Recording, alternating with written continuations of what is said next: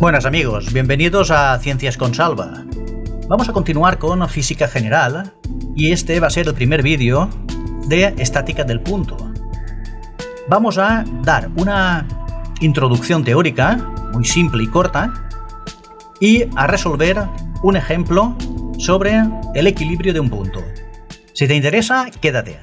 Bien, vamos a ver primero el equilibrio de una partícula libre. ¿Qué es esto? Si nosotros tenemos una partícula, que está representada aquí con este circulito rojo, vamos a imaginarnos que esto es infinitamente pequeño, un infinitesimal, es decir, imaginaros algo tan pequeño que prácticamente ni existe, ¿vale? Es decir, una pequeña partícula de una barra metálica, por ejemplo, un granito de arena de la playa, por ejemplo, ¿vale? Vamos a imaginarlo así.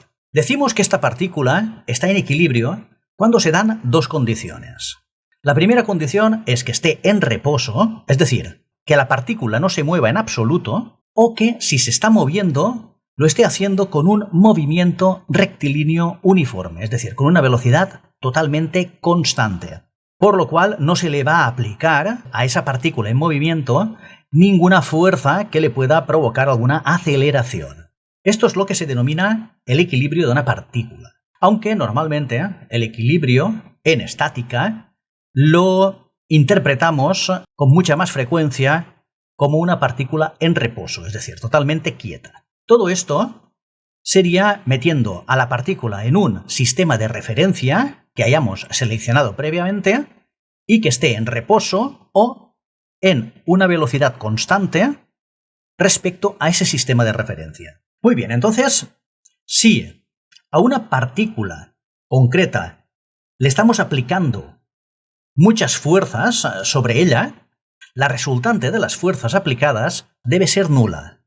Por ejemplo, si nosotros tenemos esa partícula y le aplicamos una fuerza F1 que tendería a desplazar a la partícula hacia la derecha, y le aplicamos una fuerza F2 que la intentaría desplazar hacia abajo, y una F3 que también intentaría desplazarla hacia abajo y hacia la izquierda, una F4 hacia la izquierda y hacia arriba, una F5 hacia la derecha y hacia arriba también, es decir, la suma de todas esas fuerzas al final hacen que la partícula no se mueva, es decir, permanezca totalmente quieta. Esto lo ponemos de la siguiente manera. El sumatorio de todas las fuerzas, F sub i, F sub 1, más F sub 2, más F sub 3, más F sub 4, más F sub 5 o las fuerzas que hay aplicadas sobre esa partícula, es cero. Bien, esto lo podríamos representar de la siguiente manera. Nosotros sobre la partícula tenemos aplicada la fuerza F1.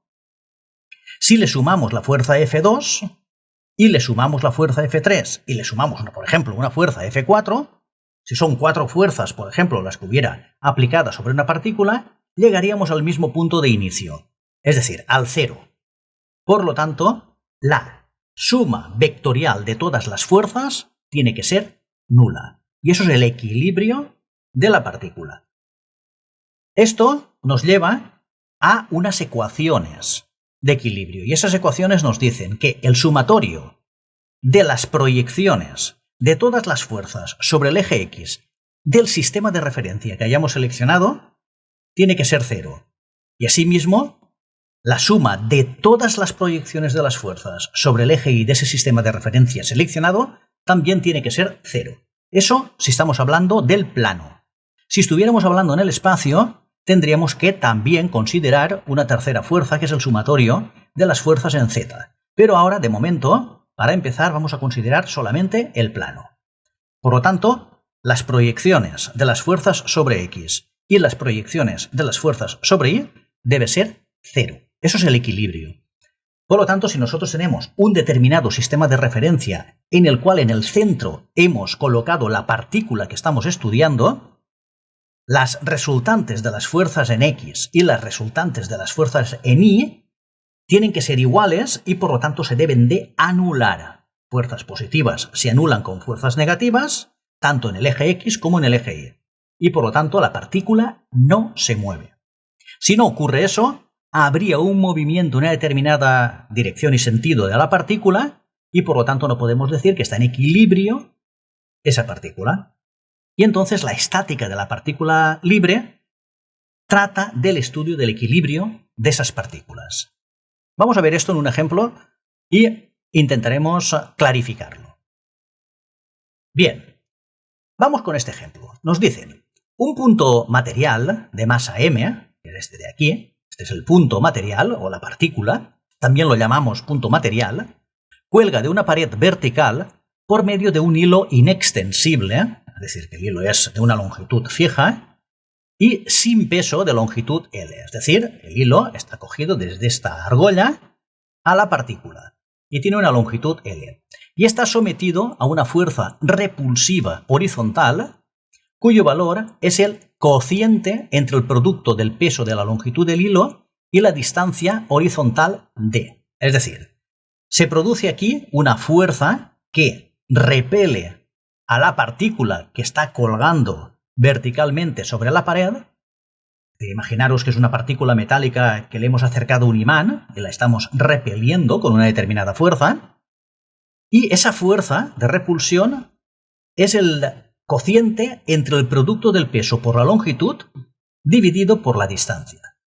Esto es un dato importante. Entonces nos dicen, calcular el ángulo que forma el hilo con la vertical en la posición de equilibrio y la tensión que se produce en el hilo. Y nos dicen, como aplicación numérica, vamos a suponer que la masa de la partícula son 250 gramos, la longitud del hilo es 1 metro y la aceleración de la gravedad es 9,81 metro partido segundo al cuadrado. Bien, pues entonces vamos allá. Estudiemos las fuerzas sobre el punto Q, que es el punto donde está situada la partícula o el punto material. Bien, vamos a crearnos un sistema de referencia con el eje X y el eje Y que caiga exactamente sobre el punto material objeto de estudio. Bien, ahora vamos a pensar en qué fuerzas están actuando sobre ese punto. Pues sobre ese punto material está actuando su peso. Y su peso viene dado por la masa por la gravedad. Por eso nos dan aquí que consideremos la gravedad como 9,81 metros segundo al cuadrado. Ese punto es repelido por una fuerza desde la pared que vale un determinado valor. ¿Vale? Ese valor nos lo dice aquí, cociente entre el producto del peso por la longitud del hilo, es decir, el peso es masa por gravedad, por L, por la longitud del hilo, dividido por la distancia. Perfecto, por lo tanto la fuerza vale esto. Y también, debido al peso de la partícula y a la fuerza de repulsión, se genera una tensión en el hilo. Y esa tensión en el hilo, que no conocemos, la vamos a denominar T. Y este es el diagrama del cuerpo libre que vamos a estudiar. Perfecto. Entonces, nosotros sabemos que existen unas ecuaciones de equilibrio. Y las ecuaciones de equilibrio son las siguientes. Mirad, la primera ecuación de equilibrio sería esta. Fijaros, T, es decir, la fuerza que actúa como tensión, más F, que es la fuerza de repulsión, más m por g, que es el peso, es una fuerza, esa suma vectorial tiene que ser nula. Para que sea nula esa fuerza vectorial, tienen que ser nulas las proyecciones de todas las fuerzas sobre el eje X y el eje Y. Es decir, si nosotros tenemos ese punto material aquí, la suma vectorial de T más F en esta dirección más P tiene que ser nula. Volvemos al mismo punto. Perfecto. Entonces la resultante es 0. Por lo tanto, ahora vamos a ponernos las ecuaciones de equilibrio. Entonces, primera ecuación de equilibrio, que es la que surge de las proyecciones de las fuerzas sobre el eje X. Pues ese sumatorio de todas las fuerzas proyectadas sobre el eje X tiene que ser 0. Por lo tanto, tenemos T que se proyecta sobre el eje X en dirección negativa. Y tenemos F en dirección positiva. Por lo tanto, podemos poner que F, este ángulo que tenemos aquí, es el mismo que el que tenemos aquí arriba. Este es alfa. Y este, con el eje Y, es alfa. Por lo tanto, T seno de alfa es esta fuerza en este sentido. ¿Vale? Por lo tanto, F menos T seno de alfa tiene que ser igual a 0. Y ahora lo que vamos a hacer es exactamente lo mismo con las proyecciones sobre el eje Y. Entonces, aquí tenemos la segunda ecuación de equilibrio. Tener en cuenta que esta fuerza T también se proyecta sobre el eje Y. Por lo tanto, al proyectarse sobre el eje Y nos genera esta fuerza roja. Y esta fuerza roja tiene que ser igual al peso. Por lo tanto, como el ángulo que forma esto con el eje Y es alfa, T coseno de alfa es la fuerza roja. Por lo tanto, hacemos que T coseno de alfa menos P, que es el peso que se va para abajo, tiene que ser igual a 0. Y de aquí tenemos que T por coseno de alfa menos P, pero P habíamos dicho que era masa por gravedad, menos mg es igual a 0.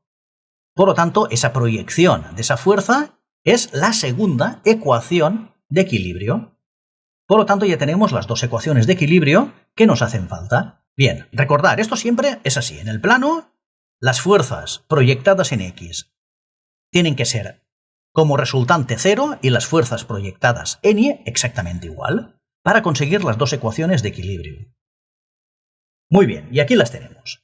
Entonces, como por el enunciado, esta parte concreta de aquí arriba, tenemos que la fuerza es la masa por la gravedad por L dividido por D, es decir, es el valor que nos dan a esta fuerza, entonces vamos a utilizar ese dato para continuar resolviendo el problema.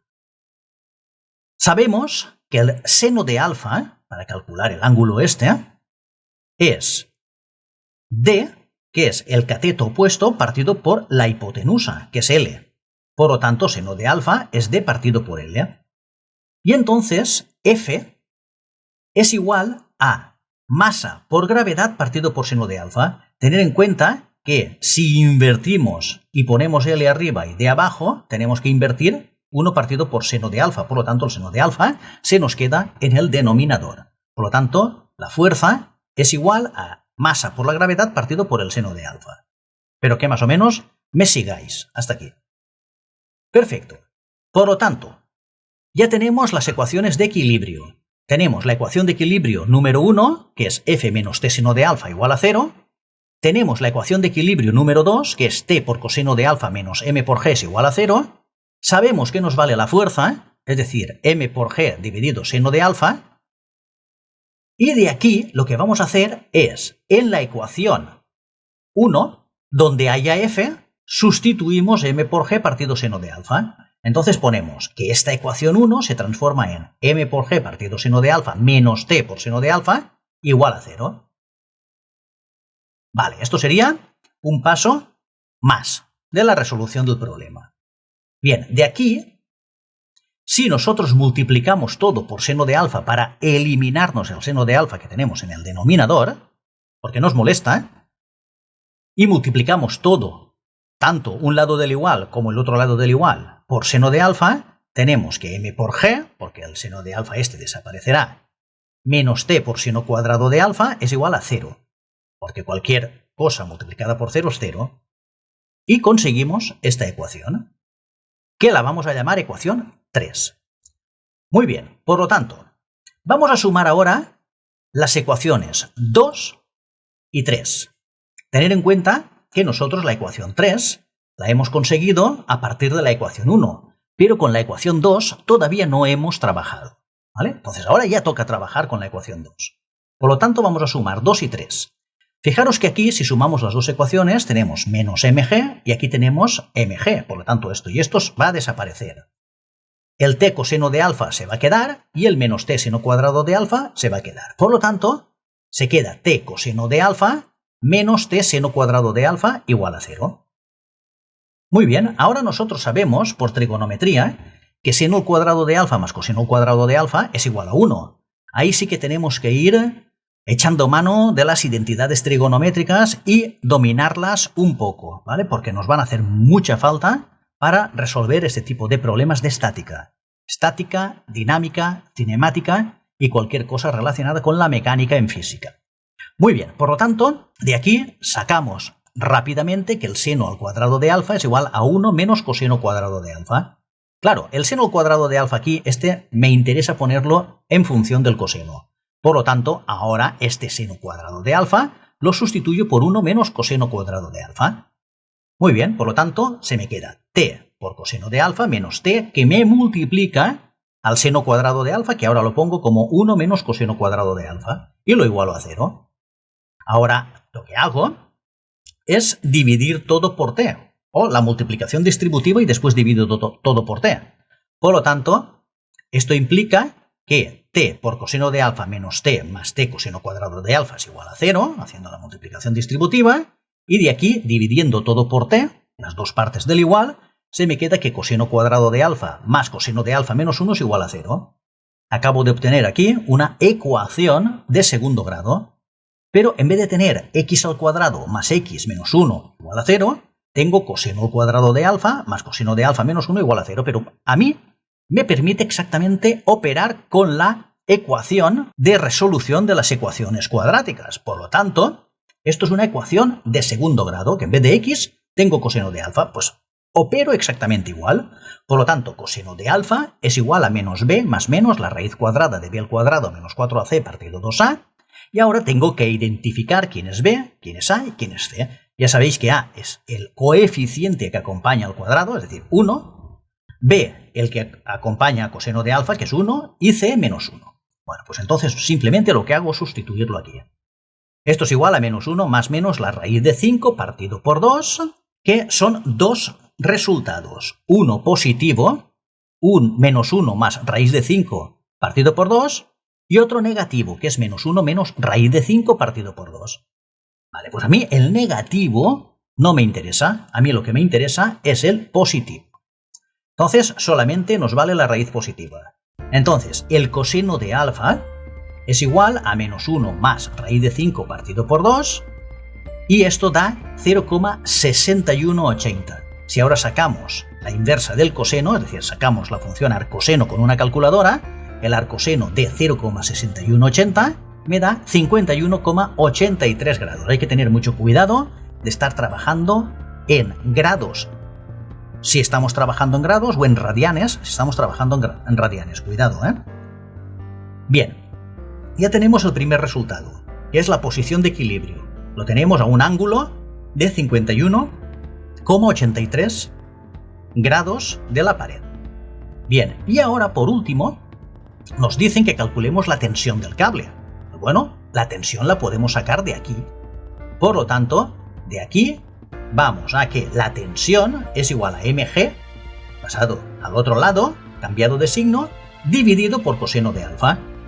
Entonces, m vale 250 gramos, es decir, 0,250 kilos, por 9,81 metros segundo al cuadrado, que es la aceleración de la gravedad, dividido el coseno de alfa, que lo hemos calculado aquí abajo, que son 0,6180. Hacemos toda esta operación y nos da que T es 3,97 newtons. Por lo tanto, el cable tiene una tensión de 3,97 newtons y está desplazado un ángulo alfa de 51,83 grados. Muy bien, espero que más o menos me hayáis seguido, que no tengáis ninguna duda. Hay que tener en cuenta una cosa, plantear las ecuaciones de equilibrio es muy fácil, pero ya no es tan fácil muchas veces solucionar los sistemas, porque tenemos que echar mano de artilugios matemáticos y de fórmulas matemáticas, identidades, etc. Y esto lo tenemos que dominar bastante bien. Muy bien, pues hasta aquí el vídeo. Espero que os haya gustado. Si es así, darle a me gusta y suscribiros al canal. ¡Chao!